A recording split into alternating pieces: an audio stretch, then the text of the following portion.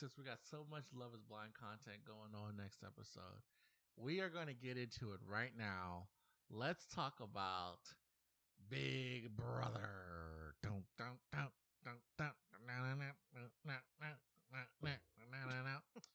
Man, I think this season is Big Brother 26. We're just going to have to label this the crazy season. I am just every week like bamboozled. Like, what It's just insane. happened? It's just insane. I think, and I put this out on Tumblr, on our Tumblr page or whatever. We have a Tumblr page. Anyways, this season has Quinn, Angela, and Tucker, and all of those are all three of those are all like all-time crazy players. Yes. Angela is just crazy. She's actually just crazy. Tucker, I think, is actually crazy as well, but he's game crazy. I also think he's just like easily bored, so he's like, how can I just bring chaos? Right. Like, he's probably like that in his life too. Right. Okay. Here's how Angela crazy, right? Yeah. That's slot one. Tucker game moves crazy. Yeah. Like win veto, not use it on yourself. Yeah. Quinn social game crazy. Yeah. And that he tells everyone. Oh, He's in Quinn. 17 million alliances. I had such high hopes for Quinn, and they are coming tumbling down. He's rapidly. annoying me. He's annoying me too. I just like, I'm not a fan. I'm not really on rooting for him. He's working with some people that I like, but he's blowing up the games. He got Cedric's and almost. I mean, if you're listening, you've seen that now, or I would hope so. I'm honestly sad about that, and the house guests were sad. They were all crying. Definitely. What? Yeah. Well, yeah. It just wasn't. It was like. It just was a hot mess express. You said it best. Like, I'm just so of a little just. It's just a little perplexing. I honestly feel like it comes down to if Quinn would not have told anyone about his power. Yes. He could have taken over this week's HOH. Yeah. Without it still being secret. Right. And I think people would still trust him and not turn their backs on him like Chemo and T-Core did. Right. And then he told them, hey, y'all are in the bottom of of this alliance. So they took that information as they should have and used it to try to tip the scales back more towards even or more towards them. Which now I'm like, is Quinn gonna be mad at them? No, I don't know if he has the capability to be mad because he's so true. like True, because he's supposedly in a beef with Tucker, but they're like besties every other second. It's a rule. I think he also appreciates like some dude just Tucker's craziness. Yeah. So he's like, I think if he were out of the house, he would actively be rooting for Tucker, how Tucker plays. Mm-hmm. So many people are just chaos, team chaos in the house, and that's you get what you want when you root for that. So I mean, just a quick recap of this week. We found out on the pod last week, and the camera died before so we don't have the footage, but it's on the podcast. We found out live that Angela was the HOH. Shocking. And we were just gobsmacked. It's just like the craziest thing that could have happened. Like, what are y'all doing? How is she winning? Right. And then we see the HOH comp, of course, was the find the wrong picture. Right. And it was like a versus where you go back and forth, back and forth. And so she was ready. I mean, she was in a stance ready to go. Everyone was laughing, but she won. She won. And she was a little confused. She didn't realize that this was basically already a predetermined Quinn HOH week because of his power, but she got her safety. And so that was that. Mm-hmm. Quinn HOH. He uses, deep fake. Deep fake. And yes. You're right. Not only would it have been better for his game, it would have been better for the show. Yeah. If he had just kept quiet. Yeah. It would have been so cool. I thought the producers were just going to sequester Angela in the HOH room and have her read lines that Quinn had said, and everyone would be like, why was she doing that? Which honestly still is, I think, a good idea. Mm-hmm. But they literally did the AI. They literally did a deep fake. A literal deep fake and her with her voice. Her AI voice, which was so classic. Because she was like, "No, I didn't do that. I didn't do that. I didn't nominate them." Right, and so it was really well done by producers. I could feel them in the editing room rolling their eyes because although people would have assumed it was someone taking over her HOH. Yeah. It would have been that, like you're saying, people would have been like, what's going it would on? have it would have been so much better. Exactly. So it's just not, that neutered it a little bit, but he puts up Tucker, which he should have. Puts up Mackenzie because I don't know why, actually. Why? I never got the reasoning, the full reasoning on that. I guess just because she was mad at him, right? Yeah, she whatever. was mad at him for... No, she was mad at Cedric for Cedric putting her up. Right. So she... And then Quinn not going with the plan, or Cedric not going with the plan to put Quinn up. Right. I think he felt like Mackenzie was safe and that Cedric was safe and they would both be good competitors to take out Tucker. Now, I say that about Cedric. Cedric volunteered. I think Cedric let the pressure of Tucker being like, I'm a man. I want to get you out. I'm going to put myself on the block to get you out. Get in his head a little bit that he wanted to match that energy. That's why it makes me so mad that Tucker actually did volunteer and did get off. Because 9 times out of 10, when you volunteer, you go home. Right. And Tucker is now that one exception, and he gets to gloat about it all season. Whereas now we have cutie cute Cedric gone, sweet boy. He was just sweet. He was kind to everyone. Very kind. Yeah. And that's why everyone was bawling when they sent him home. And now he's out of the house. Yeah, they didn't show his goodbye messages. I want to see that. They're doing it the next day. Yeah, sometimes they show a little bit of it though. Yeah. Yeah. Tucker and Angela have just gotten everything has worked out for them. Even when things don't work out, it works out for them. Yeah. Because as you saw, Tucker's nominated. Wednesday episode comes, he wins the veto, which is just what? Like, I hate when people start steamrolling. I hate that. Or the same people are winning over and over and over. Right. And so Tucker's our HOH. And I mean, no, Tucker has one veto, and people are wondering, is he going to pull the crazy thing again? Is he going to do it again? But he actually does it's not a crazy thing to use a veto on himself. But for Tucker, I guess it was. Yeah. I think they kind of thought, well, he will not let Rabina go home, so he'll stay up there to play BBI Arena or whatever it is. Right.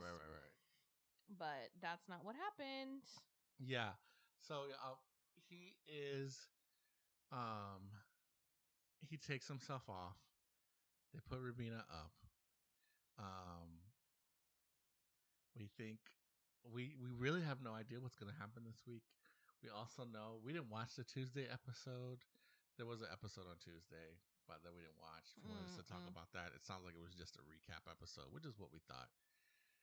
And so tonight I love it. We finally got, I think, the episode that the producers were looking for and hoping for. Yeah. Where we have no idea who's going to go home. And if one thing happens, it's a split vote that people will have to campaign and save themselves. And we're at this point because you would think Cedric has the numbers right. No.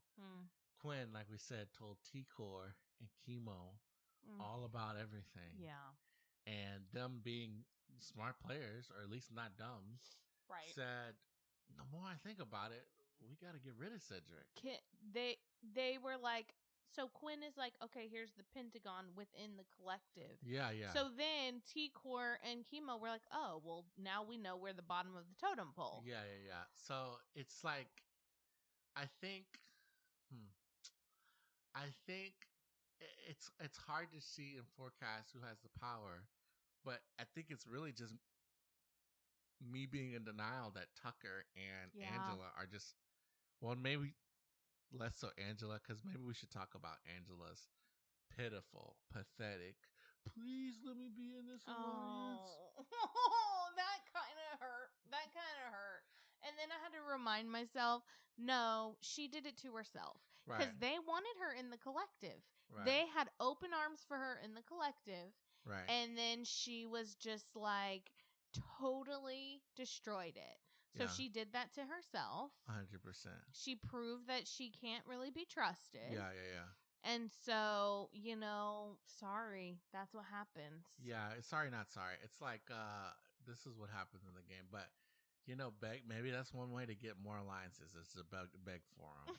So she's not in a great spot, but almost when the heat's on you for so long and they can't get you out, people start looking other directions. Yeah. Because you are so outcast now that people start thinking, we'll get Angela out whenever. You know what I mean? Maybe this is the week I need to get Joseph out. Maybe this is the week I need to get Brooklyn out. Right. That's how it happens. Tucker has shown that he can win his way out. And especially if they're going to continue this multiple chances to do that with the AI arena. And I just know he's going to get that America's AI instigator thing. Oh yeah, he probably will. Right, which is only going to motivate him more to be crazier and stuff. So that's what happened this week. I just am really I personally, the craziness can be fun at times. I just like when it's motivated by rationale that makes sense. Yeah. Like if things are going to happen that's really dramatic and fun, I like that when it feels like we're not just being tossed by the winds of Tucker's boredom or Angela's mood swings or Quinn's like insanely dumb gameplay. Yeah. And what I liked about in the midst of the chaos, you do get the quieter, smart move of T-Core and Chemo. What do you think about that? Do you think that was a good move on their part? You do. Because they're not in the Pentagon. Yeah. They're in the collective, but they're at the bottom. Yeah. They know in the collective there's a 5-person alliance that would choose themselves over them. Yeah. And Quinn is in it, and they're on the outside. Getting rid of Cedric gives them more persuasion with Quinn, whether he likes it or not. And strength weakens the Pentagon, which is now just the square inside the collective. Well, now they're down 1. Right. So it's just 4 of them. So I said the square. Oh. So it'll be interesting. And I just can't imagine. Like, do you think Quinn is gonna try to jump ship and get with T-Core and Chemo? Quinn is in every alliance and in no alliance. So you're right. He's it doesn't matter what he does. See, I just don't like that because now that I liked the Pentagon. And so I'm like, ugh, I don't like that the power's shifting. Yeah. Which is they're in a weird position where Tucker can legitimize these alliances that he was in. Right. He and Rubina they were on some alliances that were just other people like, oh, you brought this to me, so yeah, if you want, I'll do it. I'm not gonna say no, you know what I mean?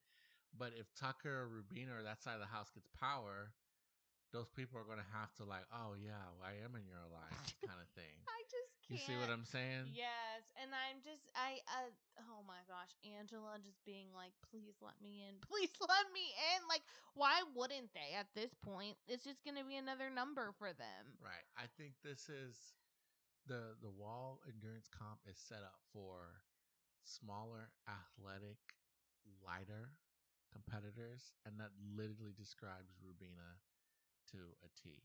All she needs is moderate grip strength relative to her size. She might be up there all night. We are watching the live feeds. They are on Cats currently, which is what they go to when they're setting up for something or they're doing a comp they don't want to show us. We know they're going to show us the HOH comp. So while we won't be podcasting long enough to see the entirety of the wall, it's gonna go till like 4 a.m. It just depends on where people feel in the house. Yeah, but it's also almost it's already 11, and they haven't even started. In the Big Brother house, it's only 9 o'clock. Well, I know, but I'm saying for us. That's what I was saying. We're not going to be podcasting long enough. No, I know, but are we going to stay up all night and watch it? Oh, if you want to, that's fine with me. I plan on doing it. Okay. What do I got to do tomorrow except work and totally be devoted to work? Yeah, come on. So yeah, I just anticipate more craziness from Big Brother.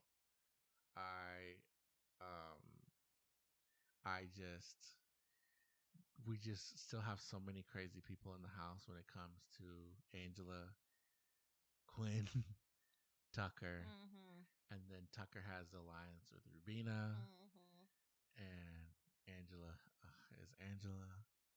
So I mean, if we had, it would take 3 straight weeks of getting them out at a minimum for the craziness to leave the house, and that's just not going to happen. Where those 3 are going to go out back to back. Yeah. So I've just given myself into this being a crazy season, and just going along for the ride.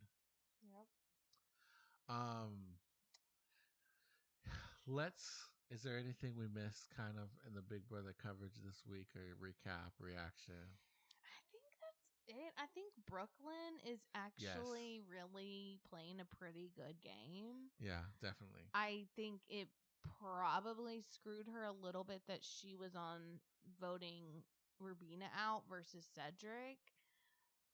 But because they had formed that little like fakey alliance, that Brooklyn was in, and so Rubina's now probably like, wait, what's up? But I don't know. Right, because I did see Mackenzie. You know who this is good for? You know who this is great for? Mackenzie. Yeah. If Mackenzie's smart, and I'm hoping she is, because we're gonna get to it. She's still my default this week, although I have some new contenders. I mean, Houston, go Houston. She needs to get, and it might pain her to do this. She needs to start the opposite of the Pentagon collective. She needs to pull in Tucker. She needs to swallow her pride and pull in Angela. She needs to get Rubina in. They can get in Joseph, because Joseph has the 1-2 with Tucker that started, and the producers tried to get us to be like, they showed a flashback of season 14 with Dan and Ian. Yes. You know, the nerd and the wild card. Right. They're trying to do that with Joseph and Tucker. Mm-hmm. I'm like, we never get flashbacks like that. We've never had a flashback like that. That's crazy. So they were clearly trying to put forth an agenda there. Oh, there's a wall comp. Now, here we go. My laptop is about to die, so we won't see it. We'll have to switch over. But yeah, so while we're talking about this, we are watching the HOH comp. They are on the wall. So like I was saying, she needs to pull that side of the house and get them together to combat. I want to see who this one person is real quick. Hold on. They need to get that side of the house together to combat the larger side of the house and take them out. Yeah. So yeah, I think we're gonna see it's really gonna come down to who wins this wall comp. Yeah. Is really what it's gonna come down to. Okay, so let's do our favorites and worst this week for Big Brother before we wrap this episode up. I would say my least favorite contestant is still, without a doubt, Angela. I just can't bring myself to root for her, even though I've kind of just decided to just give in to her being a part of this season for an extended period of time. My favorite contestant is, I'm going to say Mackenzie, because of the Houston connection, which now I've said so many weeks, I'm just actively like, all right, I guess let's go Mackenzie. Okay. I'm sorry, I have to say this. She's boring. She's not really playing. She was on the block and she barely had screen time on Wednesday. Yeah. Like, come on. I was ready to switch to Rubina, but she just seems, she's gone full showmance. Yeah. And full Tucker show. She's gone to the dark side. And I realized before this episode that I actually feel myself wanting to root for for T-Core, and maybe even Chemo, the little duo that they've got going on. But I've just been so averse to T-Core's accent. But maybe I just need to go full T-Core. Maybe. But I would say Mackenzie, then T-Core, then Chemo. Okay. Who do I think is going to win? T-Core. Okay. So those are mine. What are yours? We just had Angela fall off. Oh. Angela has just fallen off the wall. She is our first contestant to fall off the wall. Okay, go ahead, Brooke. You're crawling. My least favorite has dropped down to Quinn. This week he was he's a strong more contender for least insufferable favorite to me. So he was least favorite. Yeah. honorable mention to Cedric because I loved Cedric and I'm sad he's for least gone. favorite. No, for my favorite. Okay. But really my favorite, still rocking with Chelsea. Okay, yeah. And who I think is gonna win, honestly, maybe Brooklyn if she starts winning comps. Brooklyn's a strong contender. Yeah. She's got to win some comps. Mm-hmm. So yeah, that's where I'm at. Well, we hopefully, you know what, my goal might be to actually get this episode out before the end of the wall comp. But if you've listened to us, we're really grateful. Please listen. You can go to listen to us on Spotify, Apple, any podcast app. You can find us and enjoy listening to us. If you want to see our beautiful faces, we're on YouTube, TikTok, Instagram at The People's Rose. You can go to peoplesrose.com for the links to all of that and for just to listen to the episodes. And like I said, we were going to take a day, maybe a day from now, or it could already be out. But we're also going to be recording and releasing another Love is Blind mega podcast about Love is Blind Mexico, the finale, not the reunion though, and then Love is Blind UK, which is right before the finale. Mm-hmm. So, and we're gonna do our Rose winners in Brooks Plus. So we've got a lot more content, a lot more reality. Oh, we've got chemo falling off the wall as well. Chemo, rip. And we're live reporting. So I would like this podcast to get out ASAP. And thank you for listening to us. And we hope you get even more time with us this week and in the future weeks.